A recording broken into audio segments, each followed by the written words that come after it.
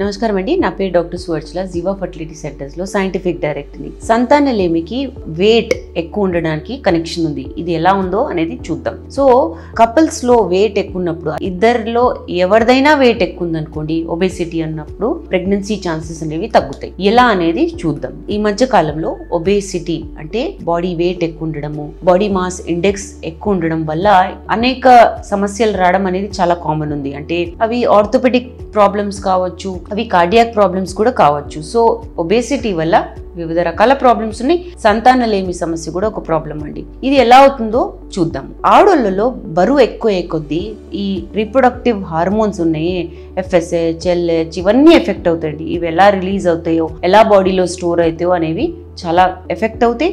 దానివల్ల అండం రిలీజ్ అవ్వకపోవడము, గర్భసంచిలో పొర పెరగకపోవడం అనేవి సైడ్ ఎఫెక్ట్స్ అనమాట. దీనివల్ల ప్రెగ్నెన్సీ రాకపోవడం అనేది జరుగుతుంది. సో ఒబేసిటీ వల్ల హార్మోనల్ ఇంబ్యాలెన్సెస్ కూడా తప్పకుండా అవుతాయి. ఫ్యాట్ సెల్స్ అనేవి మేల్ హార్మోన్ ఆండ్రోస్టినడోన్ అనే హార్మోన్ ని ఫీమేల్ హార్మోన్ లోకి కన్వర్ట్ చేస్తుందండి, ఈస్ట్రోన్ అనే హార్మోన్. ఈ ఈస్ట్రోన్ అనే హార్మోన్ బ్రెయిన్ మెటబాలిజం ని ఎఫెక్ట్ చేస్తుంది, రెగ్యులేట్ చేస్తుంది, ఫీమేల్ ఓవరీస్ లో, మేల్ టెస్టిస్ లో. సో ఫ్యాట్ సెల్స్ ఎక్కువ అయినాయి అనుకోండి, అలాంటప్పుడు ఈస్ట్రోన్ అనేది చాలా ఎక్కువ అయిపోతుంది అనమాట. దీనివల్ల రీప్రొడక్టివ్ ఫంక్షన్ అనేది దెబ్బతింటుంది. సో ఆడోళ్ళలోనే కాదు, మగవాళ్ళల్లో కూడా ఈస్ట్రోన్ అనే హార్మోన్ ఎక్కువ అవ్వకూడదు. సో మగవాళ్ళల్లో ఏంటంటే వెయిట్ ఎక్కువ కొద్దీ కణాల మీద ఎఫెక్ట్ ఉంటుంది, కౌంట్ అనేది బాగోదు. చాలా ఏళ్ళ నుంచి స్టడీస్ కనిపెడుతున్నాయి, BMI ఎక్కువ ఉన్నప్పుడు, ఒబేస్ ఉన్నప్పుడు మగవాళ్ళల్లో స్పర్మ్ కౌంట్ అనేది దెబ్బతింటుంది.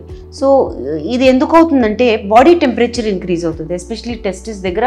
ఒబేసిటీ వల్ల వెయిట్ ఎక్కువ కొద్దీ టెంపరేచర్ ఇంక్రీజ్ అవ్వడం వల్ల కణాలు అనేవి సరిగా ప్రొడ్యూస్ అవ్వవు. దీనివల్ల హార్మోనల్ ఇంబ్యాలెన్సెస్ కూడా అవుతాయి అండ్ కణాల క్వాలిటీ కూడా దెబ్బతింటుంది. సో నంబర్ తగ్గిపోవడం జరుగుతుందండి టెంపరేచర్ ఇంక్రీజ్ అయినప్పుడు, కానీ క్వాలిటీ అంటే కదలిక బాగుండకపోవడము, మార్ఫాలజీ ఆకారం బాగుండకపోవడం అనేది జరుగుతుంది. ఇది కాకుండా DNA ఫ్రాగ్మెంటేషన్ అంటాం, అది కూడా ఎలివేటెడ్ లెవెల్స్లో ఉంటాయి ఈ ఒబీస్ పేషెంట్స్లో, బరువు ఎక్కువ ఉన్న మగవాళ్ళల్లో. ఈ DNA ఫ్రాగ్మెంటేషన్ ఏంటంటే స్పర్మ్ లోపల ఉన్న జీన్స్లో అంటే DNAలో కూడా మార్పులు వస్తాయి. దీనివల్ల ప్రెగ్నెన్సీ రాకపోవడము, వచ్చినా సరిగా ఆగకపోవడము లేదా మిస్క్యారేజ్ అవ్వడం అనేది కామన్ ప్రాబ్లమ్స్ అనమాట. DNA ఫ్రాగ్మెంటేషన్ అవుతాయి. సో ఈ బరువు ఎక్కువ కొద్దీ హార్మోనల్ ఇంబ్యాలెన్సెస్ అన్నాను కదా, పురుషుల్లో ఈస్ట్రోజన్ లెవెల్స్ అనేవి చాలా ఎక్కువైపోతాయి. ఈస్ట్రోజన్ లెవెల్స్ ఎక్కువ ఉండకూడదు. ఆడవాళ్ళలో ఎంత ఉండాలో అంతే ఉండాలి, పురుషుల్లో కూడా లో లెవెల్స్లో ఉంటే మంచిది. ఈ హై లెవెల్ ఈస్ట్రోజన్ అయ్యే కొద్దీ ఇనిబిన్ B అండ్ ఆండ్రోజన్ హార్మోన్స్ అనేవి తగ్గిపోతుంటాయి. ఇవి చాలా ఇంపార్టెంట్ స్పర్మ్ ప్రొడక్షన్కి. సో ఇవి తగ్గిపోయినప్పుడు స్పర్మ్ కౌంట్ అనేది దెబ్బతింటుంది.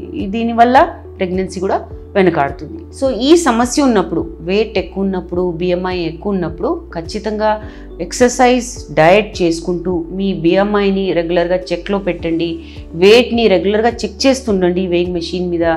ఇవన్నీ చెక్ చేసుకుంటూ మీ హైట్, వెయిట్ ప్రకారం మీరు BMI క్యాల్కులేట్ చేసుకొని మెయింటైన్ చేయగలిగితే హెల్త్ అనేది బాగుండి ప్రెగ్నెన్సీ ఛాన్సెస్ కూడా మీకు ఇంప్రూవ్ అవుతాయి. దీని గురించి ఇంకా వివరాల కోసం తప్పకుండా జీవా ఫర్టిలిటీ సెంటర్స్కి విచ్చేయండి. Thank you. చాలా థ్యాంక్స్ అండి మా వీడియోస్ చూస్తున్నందుకు. మరిన్ని ఇలాంటి ఇంట్రెస్టింగ్ వీడియోస్ కోసం మా ఛానల్ని తప్పకుండా సబ్స్క్రైబ్ చేయండి. Thank you.